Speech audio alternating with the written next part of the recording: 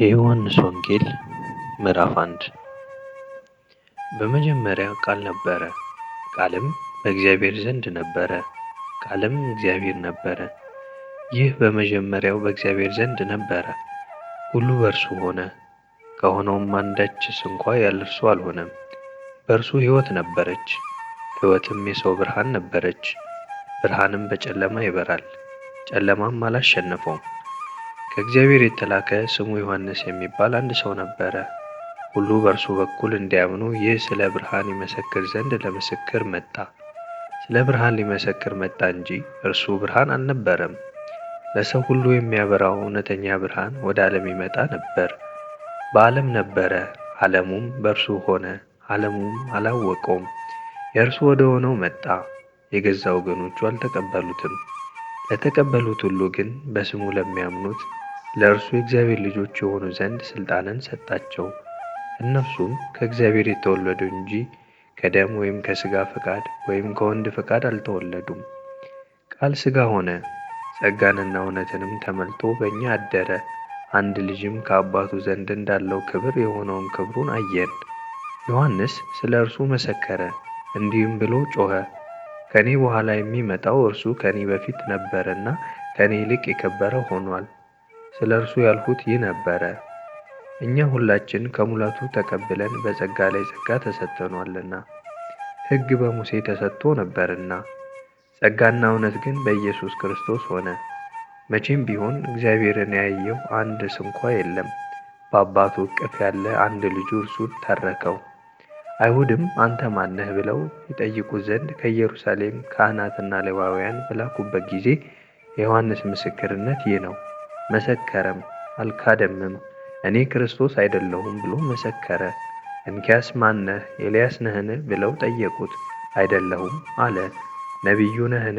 አይደለሁም ብሎ መለሰ። እንኪያስ ማነህ? ለላኩት መልስ እንድንሰጥ ስለ ራስህ ምን ትላለህ? አሉት። እርሱም ነቢዩ ኢሳይያስ እንዳለ የጌታን መንገድ አቅኑ ብሎ በምድረ በዳ የሚጮህ ሰው ድምፅ እኔ ነኝ አለ።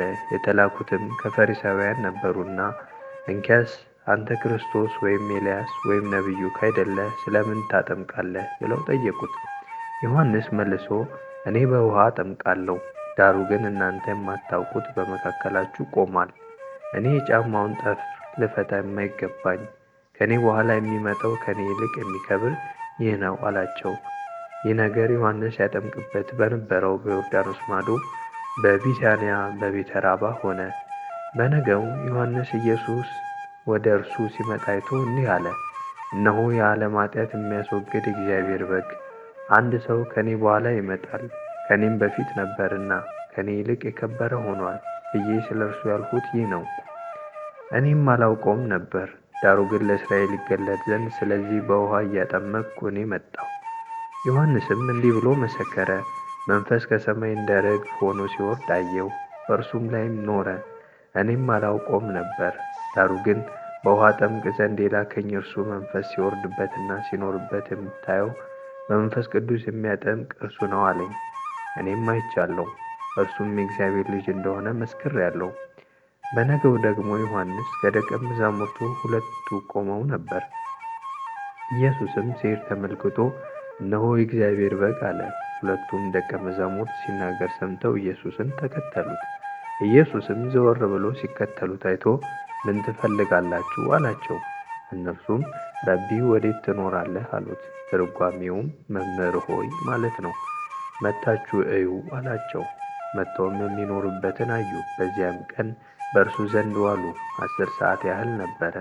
ከዮሐንስ ዘንድ ሰምተው ከተከተሉት ከሁለቱ አንዱ የስምዖን ጴጥሮስ ወንድም እንድርያስ ነበረ። እርሱ አስቀድሞ የራሱን ወንድም ስምዖንን አገኘውና መሲህን አግኝተናል አለው። ትርጓሜውም ክርስቶስ ማለት ነው። ወደ ኢየሱስ አመጣው። ኢየሱስም ተመልክቶ አንተ የዮና ልጅ ስምዖን ነህ፣ አንተ ኬፋ ትባላለህ አለው። ትርጓሜውም ጴጥሮስ ማለት ነው። በነገው ኢየሱስ ወደ ገሊላ ሊወጣ ወደደ። ፊልጶስንም አገኘና ተከተለኝ አለው። ፊልጶስም ከእንድርያስና ከጴጥሮስ ከተማ ከቤተ ሳይዳ ነበር። ፊልጶስ ናትናኤልን አግኝቶ ሙሴ በሕግ ነቢያትም ስለ እርሱ የጻፉትን የዮሴፍ ልጅ የናዝሬቱ ኢየሱስ አግኝተነዋል አለው። ናትናኤልም ከናዝሬት መልካም ነገር ሊወጣ ይችላልን? አለው። ፊልጶስ መጥተህ እይ አለው። ኢየሱስ ናትናኤልም ወደ እርሱ ሲመጣ አይቶ ስለ እርሱ ተንኮል የሌለበት በእውነት የእስራኤል ሰው እነሆ አለ። ናትናኤልም ከወዴት ታውቀኛለህ? አለው። ኢየሱስም መልሶ ፊልጶስ ሳይጠራህ ከበለስ በታች ሳለህ አየሁህ አለው። ናትናኤልም መልሶ መምህር ሆይ አንተ የእግዚአብሔር ልጅ ነህ፣ አንተ የእስራኤል ንጉሥ ነህ አለው። ኢየሱስም መልሶ ከበለስ በታች አየሁህ ስላልሁህ አመንህ? ከዚህ የሚበልጥ ነገር ታያለህ አለው።